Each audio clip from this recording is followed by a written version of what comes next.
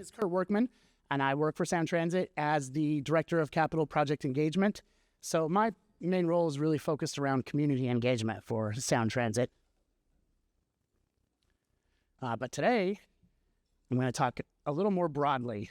First of all, I'm going to describe a little bit about how the last year or so, the agency has really taken on a lot of efforts to improve our internal processes and our industry and agency partnerships. And then we'll look ahead a little bit about what's coming up over the next couple of years.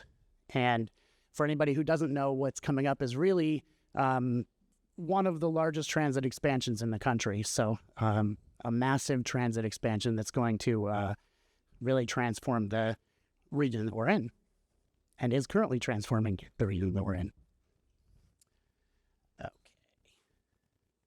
So what we've been up to, we'll start with that. But to set the stage a little bit, I want to talk about the modes of transit that we currently operate. So Sound Transit has Link light rail system, which you probably see around town. We have our Sounder heavy rail system, and that really transports people, from further regions down to Tacoma, Lakewood, all the way up to Everett. And then we have our Stride Express buses and our Stride bus rapid transit system, which is going to be coming online over the next couple of years. Yeah, I get one that. What we've seen over the last couple of years is really unprecedented system growth. So we've had 3 light rail openings in the past year. We currently have 76% more stations than we had a year ago. So we went from 25 stations to 43 stations. Link also goes 60% further than it did a year ago. So we went from 28 to 45 total miles of track.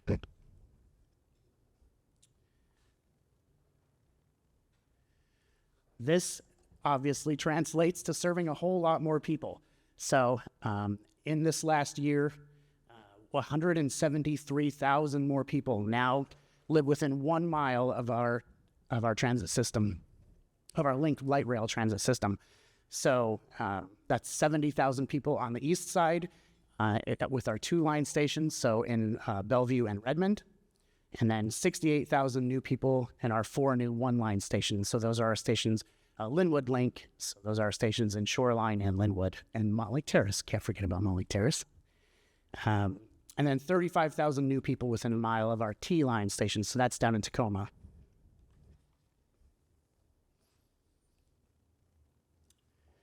And I think what, a lot of people don't necessarily recognize is that not only are we responsive to where our region is growing, where we decide, in our planning efforts, where we put our stations, but we also recognize that where we put our stations is a catalyst for development in those areas.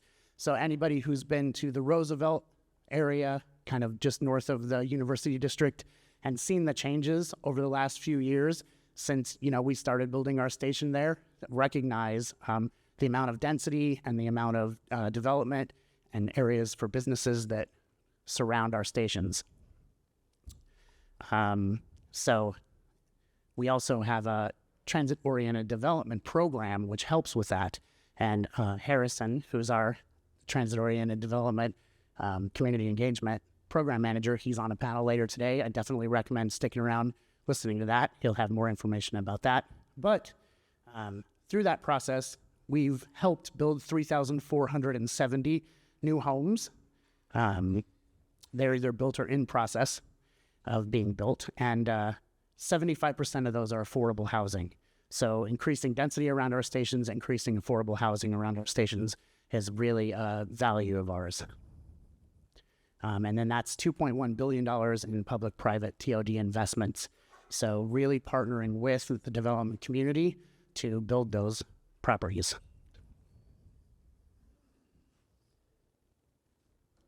Additionally, we really think about access to our stations. So, people think, well, how am I going to get to the station if I don't live within that 1 mile? And in certain areas, like in Shoreline and Lynnwood, you'll notice we build parking garages near those stations. That makes sense in those areas.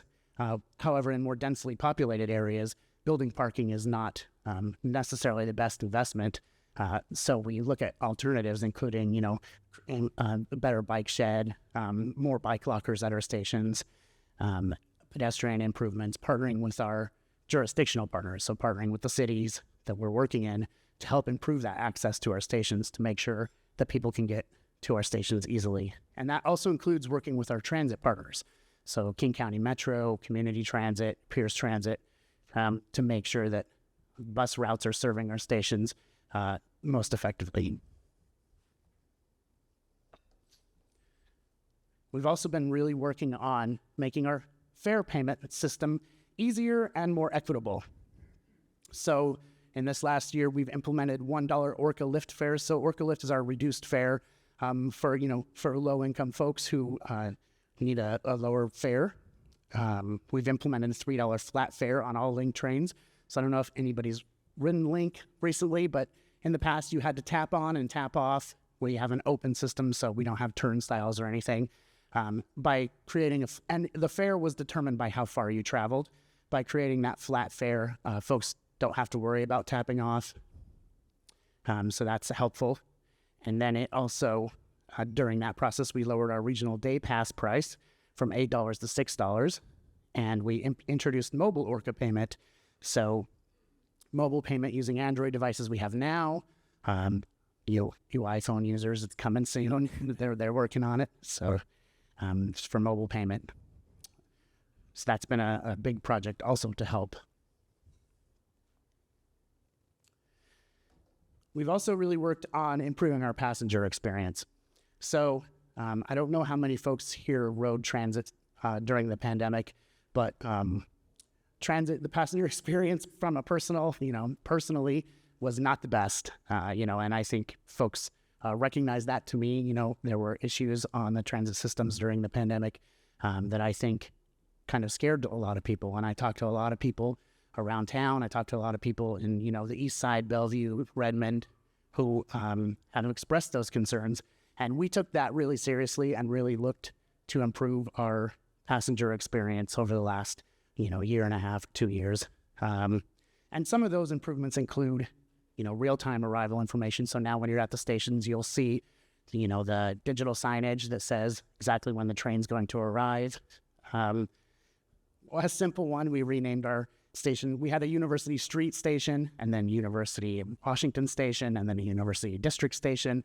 As you can imagine, that was confusing for some folks, especially we found, parents of students who were coming into town and getting off at the wrong stop. So we renamed Symphony Street Station. And people might not recognize how difficult it is to actually change the name of a light rail station, just due to all the back-end work that has to go into, the systems that they use to manage the trains. We've replaced all of our station codes with pictograms. We replaced all of our station pictograms with codes. So in the past, a station would be the Dragonfly station or the Moose station or something like that. And it was really to help with wayfinding for folks, who maybe have limited English proficiency or other issues where it was difficult to read station names.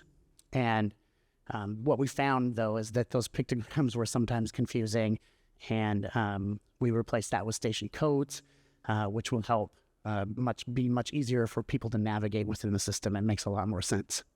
And I think most importantly, we've made real investments in safety and security on the system. So we've almost doubled the number of staff in the field, focusing on the well-being of our customers and employees. And, one of the things we had in the past was fare enforcement officers, and there were lots of debate as to whether that was the right way to go about it or not. What we decided to do is to implement fare ambassadors, and so they don't appear to be law enforcement. It's a friendlier touch. It's a lighter touch on folks, fewer fines and that kind of stuff. Less punitive, I guess, and more encouraging people to ride the system and be safe together on the system.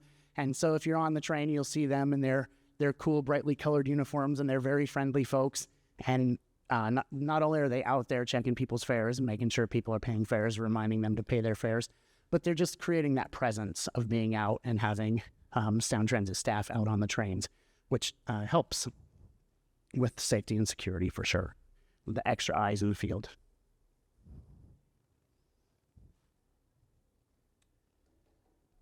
So all of those investments that we've been working on are really starting to pay off.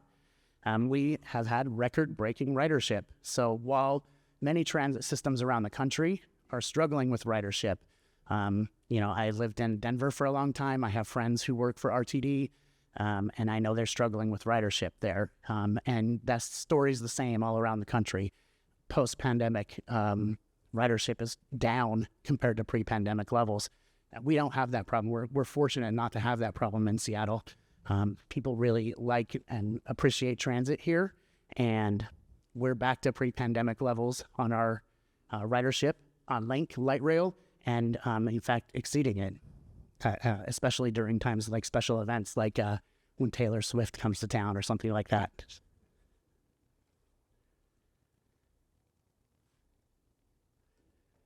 Another thing, as you all know, everyone in this room obviously knows, investing in infrastructure creates jobs, creates good paying family wage jobs for folks.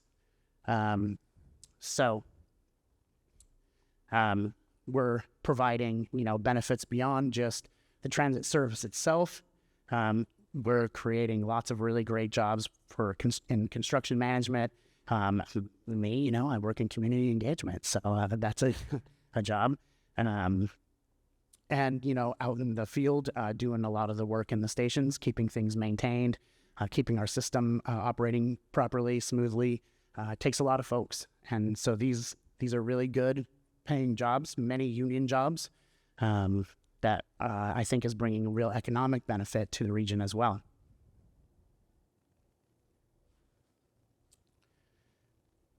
So kind of moving forward, we set ourselves up to do a few things into the future. And part of that is improving how we do business.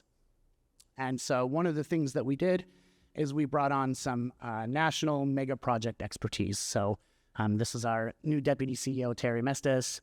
Lots of new folks coming from areas outside of the city of Seattle, outside of Washington State, who have experience on massive mega project infrastructure, who brought their perspective, who brought the expertise, and I think it's really starting to pay dividends. We also signed the Equity and Infrastructure Project Pledge, so that's recommitting to equitable procurement, apprenticeships, workforce development, strong support for small and minority-owned businesses, which I can tell you is a real focus of the work that we do. And we're working through our procurement processes. Those things really are important to us. And then building the pipeline of talent that our region needs. So I think everyone who works in construction, engineering, public transit is obviously worried about the future of the talent that's going to be working for them. So investing in that talent right now, I think, is something that we're all thinking about. So that's partnering with schools, apprenticeship programs, a lot more engagement with youth in order to help them see that these careers are really viable and, careers that, a lot of them are careers that AI can take over. I know folks are, that's a constant topic of conversation, but AI is not going to be able to build a concrete guideway for light rail stations. So it's good paying, good job that's going to be viable long into the future.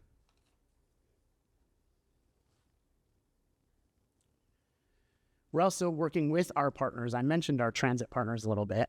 We're really working with our partners to, really work on overcoming those challenges. So our system is a little bit unique in the way that we operate. We really partner with multiple other transit agencies to operate the system. We partner with King County Metro to operate a large percentage of our system. We operate with Community Transit out of Everett, who operates a lot of our ST Express buses to the north. We partner with Pierce Transit to operate a lot of our ST Expresses to the south. And then we operate ourselves, our T-Link light rail. And so really working with those partners to dig in and, work on issues of reliability and station cleanliness and safety and things like that. So those are really cross-cutting kind of improvements that we've been working on with our partners.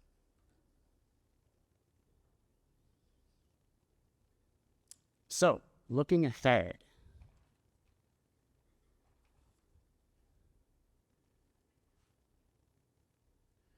light rail system growth within our next 24 months.